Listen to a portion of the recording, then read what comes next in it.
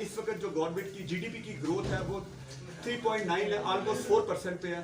और अगले साल लास्ट कोई 3-4 दिन पहले मैंने थ्रू प्रेस इलेक्ट्रॉनिक है वो 6 से 7% करें। अरे एग्जैक्टली उन्होंने नेक्स्ट ईयर का जो टारगेट GDP की ग्रोथ का रखा वो 6 से 7% है, जो कि बहुत खुश आइन बात है।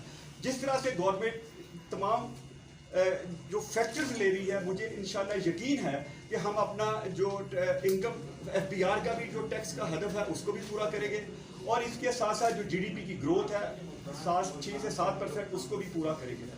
इसके साथ साथ जो गवर्नमेंट बहुत ज़्यादा जिस पे फोकस कर रही है वो आपकी एक्सपोर्ट है। इस साल हम $26 बिलियन को से क्रॉस कर रहे हैं, और अगले साल का जो एक्सपोर्ट का हदफ है वो हमारा $29 बिलियन है। पाकिस्तान की हिस्ट्री में कभी ऐसा नहीं हुआ कि आपका $29 अरब की एक्सपोर्ट हो। मेरा ख्याल है वो एक सेट एग्जांपल है, और मुझे यकीन है कि the way the government is doing इंशाल्लाह it will be a new Pakistan इंशाल्लाह। और इसके साथ साथ जो हमारे एक्सपेट्रिएट्स हैं, जो हमारे जो पाकिस्तानी भाई बाहर गए हैं, अभी 2 दिन पहले शौकत तरीन साहब ने भी ये कहा है कि उन्होंने हमें इस वक्त इस मुश्किल टाइम में जिस तरह से हमें फॉरेन रेमिटेंसेस भेजी है थ्रू बैंकिंग चैनल, वो 2 अरब से बढ़ गई है। वो इंशाल्लाह अगले साल इस साल $25 अरब एक्सीड कर देगी, और अगले साल के जो नेक्स्ट ईयर हमारा फाइनेंशियल ईयर है वो 26 से 27 अरब रुपए के करीब होगा, जो कि एक मार्वलस है। अब ये देखिए, अगर आपकी एक्सपोर्ट और आपकी फॉरेन रेमिटेंसेस और तीसरा जो कि रोशन डिजिटल अकाउंट है वो $1 अरब से हमारा बढ़ गया, $1 अरब से। अगर तीनों को आप जमा करें तो हमारा जो करंट अकाउंट है वो प्लस में चला जाएगा। इसका मतलब ये है कि हमारे जो रिजर्व्स हैं, ये फर्स्ट टाइम हिस्ट्री में हुआ है कि जब गवर्नमेंट आई थी तो हमारा $6-7 बिलियन का था अपार्ट फ्रॉम द बैंकर्स। अब ये $13 बिलियन से एक्सीड कर गया। टोटल रिजर्व भी हमारे बहुत काबिल तहसीन बात है।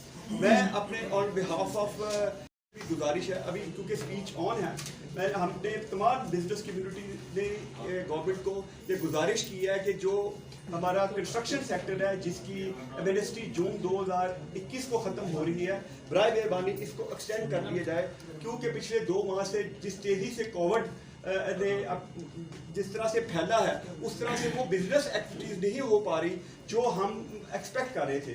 तो मेरी प्राइम मिनिस्टर साहब से, वज़ीर ख़जाना साहब से गुजारिश है कि इसको एक्सटेंड कर दिया जाए दिसंबर 2021 तक का।